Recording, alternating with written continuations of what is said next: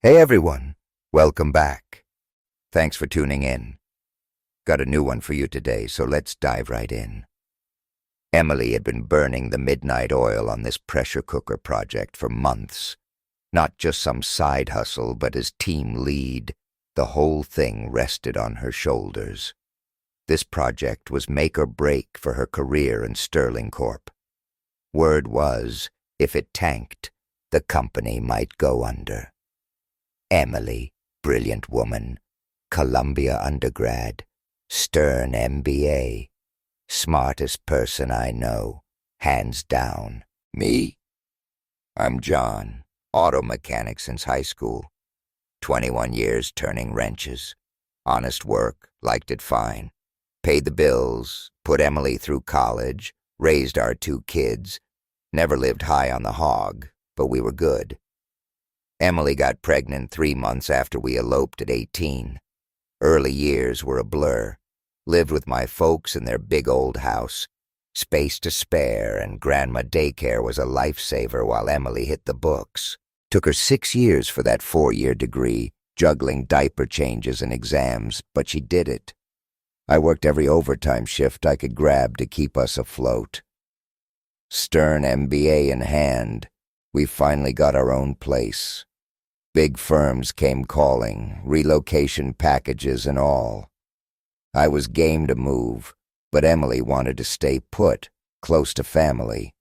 Sterling Corp it was, good salary, and she saw room to climb. Driven, always reaching for the next rung. Big presentation. Thursday, Grand Astoria Hotel in the city. I took a few days off work to be her rock, moral support and all that. Truth was, all I could really do was make sure dinner was on the table when she got home. Her world, high-stakes corporate, was a foreign language to me. Never grabbed me, that business stuff. Bigwigs flying in from Europe, Asia, South America, expenses paid, the whole 9 yards. Emily had mentioned Sterling Corp was stretching itself thin, making the fancy spending seem even riskier. Her presentation wasn't just her neck on the line, it was the livelihood of 200+ employees. Up until Tuesday night, smooth sailing. Emily comes home in this sharp new gray suit, crisp white blouse. Lays everything out on the guest room bed. Usually she's a bit relaxed about neatness, but work? She was meticulous. Fancy lingerie even, I noticed. Kept that to myself. Cocktail dresses, too, for the conference schmoozing. Social events, my personal kryptonite. But I figured I owed it to her to show up if she wanted me there. She thanked me. Real sweet. But said it wasn't necessary. Before leaving the office, Emily had packed her presentation stuff, equipment, Volvo trunk. Double-checked everything, perfectionist to the core. Wednesday, prep and networking. Presentation. Thursday night. As she unwound in a hot shower, curiosity got the better of me. Snooping, I know. Went through her things on the bed, thinking maybe I could help organize. Moved her makeup bag. Small white envelope slipped out. Drugstore brand, not our usual. 10 pills inside. Vague instructions. Take 1 pill, and if necessary, another 12 hours later. Prescription in her name. Confused. Anxiety meds.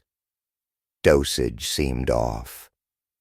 Slipped the envelope back exactly where I found it, mind racing. Didn't want to jump to conclusions, but confronting her meant fessing up to the snooping. Not my proudest moment. Shower done. Emily tucked in. I sat at the computer, typed in the pill name. 10 minutes later, climbed into bed next to her. Sleep? Forget about it. mind replaying everything over and over, morning after pill, vasectomy 10 years ago. Next morning, up before dawn, restless, long walk, hoping to clear the fog in my head. Nothing worked. Dread settled in my gut. Ryan, our son, stationed in San Diego Navy. Jessica, our daughter Dallas, new husband. Just Emily and me now. Miss the kids, but I was looking forward to growing old with Emily. Only woman I ever loved. Now, felt like the ground was shifting under my feet. Affair. If Emily was playing away, she was a master of disguise. Never checked her emails, calls. Never needed to. Trusted her completely. Back home, Emily in the kitchen. "Where the hell have you been?" she asked, playful. "Eggs, coffee." Coffee black. Mood for conversation. 0. "Something wrong, honey?" 3 days, Emily. I can come if you want. Just boring as hell for me. I don't want you to go. Hate being alone here. Worry when you're gone. Sweetheart, it's fine. Hotel all day. Prep the conference room. Client schmoozing. Tomorrow's worse. Won't even have time to breathe. Home early Friday, promise. Big weekend, you know. Words meant to soothe, but they didn't land. Can't blame me for worrying, I said. Just a grease monkey, you know. Beautiful, successful wife. Sometimes feels like your career is bigger than us. Stop it. Sharp, clipped. Always respected what you do. Raised 2 amazing kids, put me through school. Great husband, great dad, good provider. Don't ever forget that. Finished my coffee. She cleared the table. Want me to call? Nah, bad idea. Phone off most of the day. Room phone off at night, need sleep. I'll call when I can. Helped her load the Volvo. Watched her double-check everything. Routine precision. 3-hour drive to the Grand Astoria. Stood on the porch. Watched her pull away. Pills? Didn't ask. Sat there all morning, feeling more lost than ever. Small, out of my depth. Small town guy. Her. This powerhouse woman. Had I been kidding myself all these years? Ignored the signs? Just getting dressed. Landline rings. "Hey, sweetie."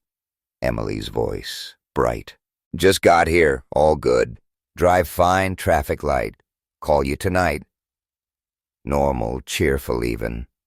But something in me had snapped. Not sure I could ever hear her voice the same way again. Room 714 if you need me. Or my parents, or my brothers tonight. Okay? Love you. Love you, I replied. Phone clicked dead. Took my time driving to the city. No Grand Astoria yet. Stopped for a steak and cheese, knew it was going to be a long night. Parked in the hotel garage, just sat there. No clue what I was about to do. When should I go in? Cell phone ringing, made the decision for me. Emily. "John, everything's set. Going downstairs. Meet people. Dinner. You didn't forget anything, did you?" "Nope. Everything's good. Got it all in the room for tomorrow." "Need anything?" "Nah, Emily, relax. Have fun." "It's not fun, John. It's work," she said. Line went silent. Hotel lobby didn't stick out too bad. Restaurants, conference rooms, packed, easy to blend in. Grabbed a hotel brochure, room layouts, wandered around, watching the crowd. If Emily saw me, crossed that bridge when I got there. Event board, room assignments. Sterling Corp, no rooms booked for Wednesday night. Odd. Emily said hotel all night. Starting to doubt everything. 3 dining rooms listed. Family, casual, fine dining. Emily and kids? Nah.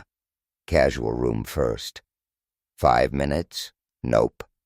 Gourmet lounge, bingo. Cozy booth in the corner, private feel. Emily in a black cocktail dress, plunging neckline, pearls.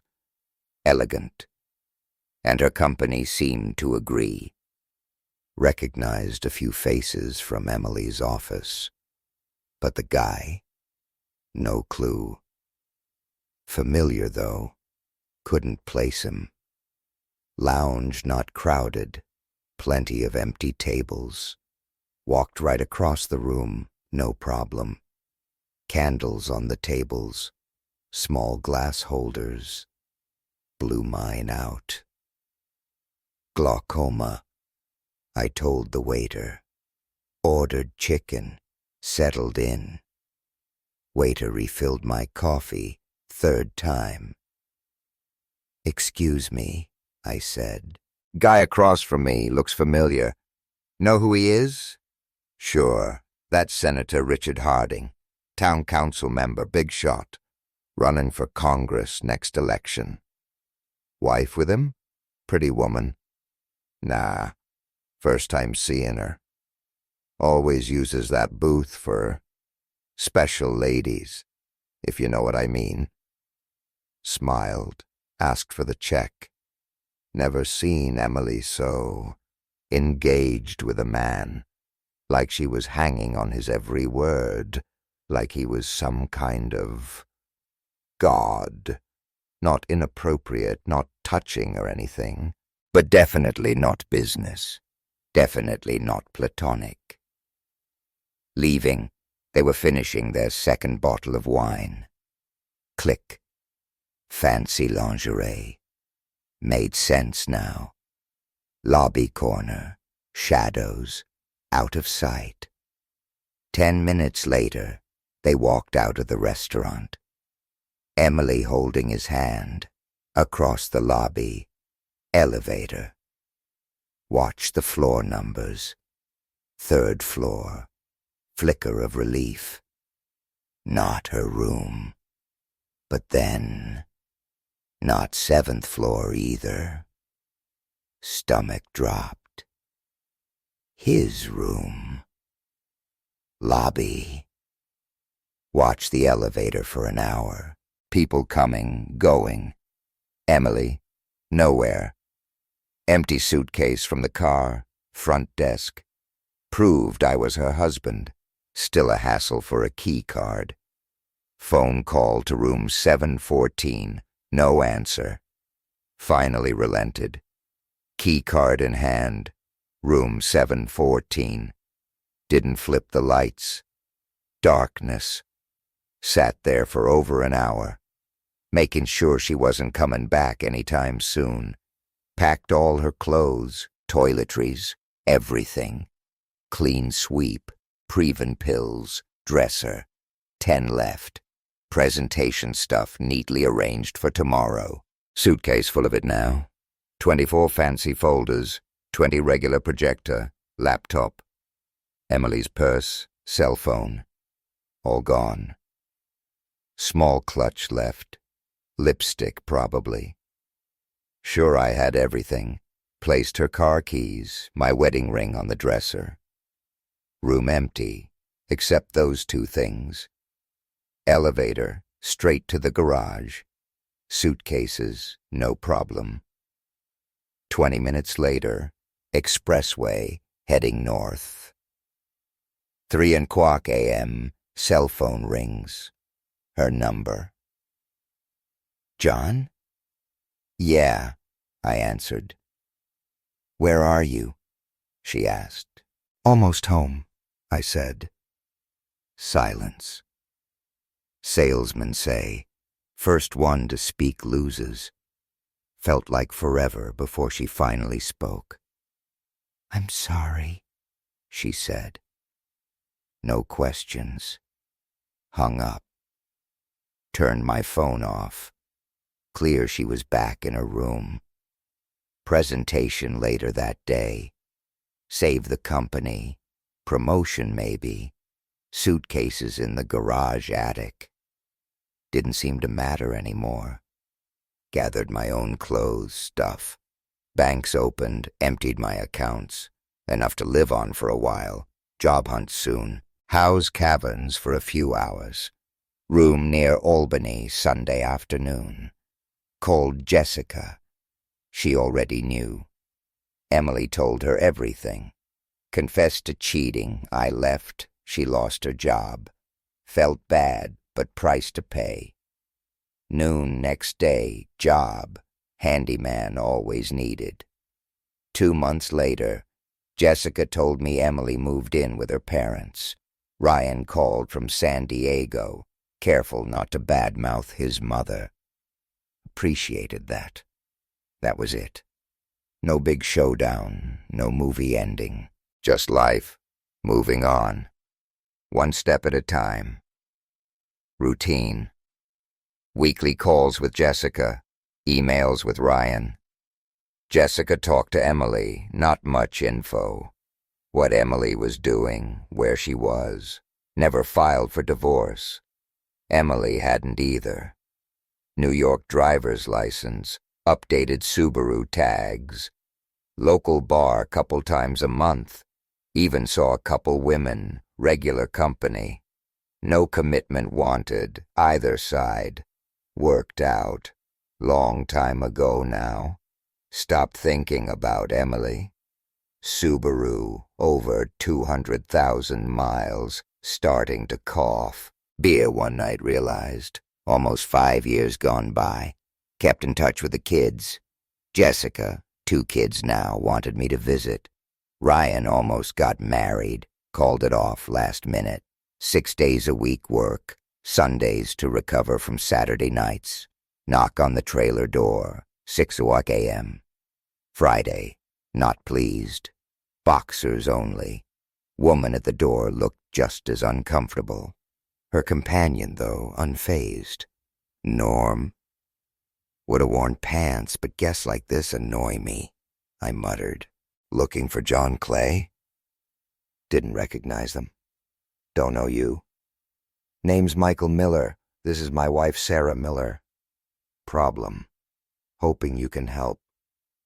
Sorry, don't do house calls. Car trouble, shops down the road. Blank stares. Not about your job. Personal. Come in, mess inside. Rarely have guests, rarely clean. Even my girlfriends prefer their own places. Be my guest. Let me get some pants. Bedroom door open, threw on a shirt. Coffee? 10 minutes. No answer. Adopted daughter, 4 years old. Bone marrow transplant needed. Hoping you can help. Willing to pay. My bone marrow? I scoffed. Serious. Real problem. Sorry. Continue. Best chance. Next of kin. You're our best hope. Wrong guy. Vasectomy 15 years ago. No way I'm her father. Then why your name on the birth certificate? Can't answer that. Ask her mother. Silence. Mother's name. Emily. Emily Clay. Froze. Name. Shiver. Damn it. Maybe shouldn't have taken those pills. If I hadn't, these people wouldn't have a daughter at all. Understand now. Sorry for being rude. Anything I can do, I will. First, Emily can't be a donor. Dying. Liver failure. Doctors won't even consider her for transplant. Less than 6 months. Doesn't make sense. Always healthy. Hospital won't accept her consent. Won't take her signature. Something wrong with her mind. Silence. Minutes ago didn't care about these people. Now wanted to help. How did this happen? Kids? Can they help? Maybe. Thought you were best hope. Real father. Why not him? Thought it was you. No idea who else. Emily never mentioned anyone. Condition, can't explain anything. Adoption agency, most info. Needed coffee, moment to think. Where you live? Westchester County. Deal. Tell your real father, you promise to go after him. Hard. He'll deny lawyers' tricks. Push hard enough, shame him into helping. Who is he? Senator Richard Harding. Running for U.S. Senate. Bad publicity. His worst nightmare. Michael and Sarah Miller looked hopeful. We can do this, Michael said. Before they left, gave them Jessica and Ryan's numbers, just in case. Then asked about Emily. Pensacola before they got back to Westchester, probably. Haircut, new shirt. Emily ruined my life, maybe, but wanted to look decent when I saw her. Found her trailer. Newer, nicer, double-wide. Volvo outside. Flat tire. Cracked windshield. Woman at the door. Not Emily. Rough-looking. Mid-40s, early 50s. Worn down. Well, never expected to see you here, she said. Rebecca Jones, she said. Come in. Here to see Emily. Rebecca walked to a buffet in the dining area, pointed to a brass urn. Here she is, John. Frozen, staring at the urn. Can I have that beer now? I muttered. Emily moved to Syracuse after giving up the baby. Trailer, severance from Sterling Corp. Savings drained, spiraled into drinking. Never dated, never went out. Rebecca stayed, covering rent, food. 3 years later, Emily drank herself to death. Will, surprisingly, left me the trailer, Volvo. Afterwards, Emily stopped working completely. Odd jobs, half-hearted, no effort, no purpose. Rebecca, close to Emily, confided in me. Like Emily lost all ambition. Spoke about me often but never reached out. Jessica gave her my number, never called. Like that one night betrayal. Wounded her deeper than it ever wounded me. Stayed at Rebecca's 2 weeks. Atmosphere too heavy. Sold the trailer for $1. Volvo for $3,000. 2 days later, Westchester, visiting Michael and Sarah. Councilman Victor Sterling resisted at first. Lawyers, stonewalling. Michael and Sarah, relentless. Cracked him. DNA test, confirmed. Father. Save face, reluctantly agreed to bone marrow. Success. But political career, personal life. Wrecked. Popularity tanked. Party replaced him months before election. Wife filed for divorce. Public mess. Emily and I, now traveling to Dallas. Jessica, grandkids. Unsure how long Emily will stay. Maybe till I find someone else. For now, temporary truce. Uneasy pause. Before the next shift.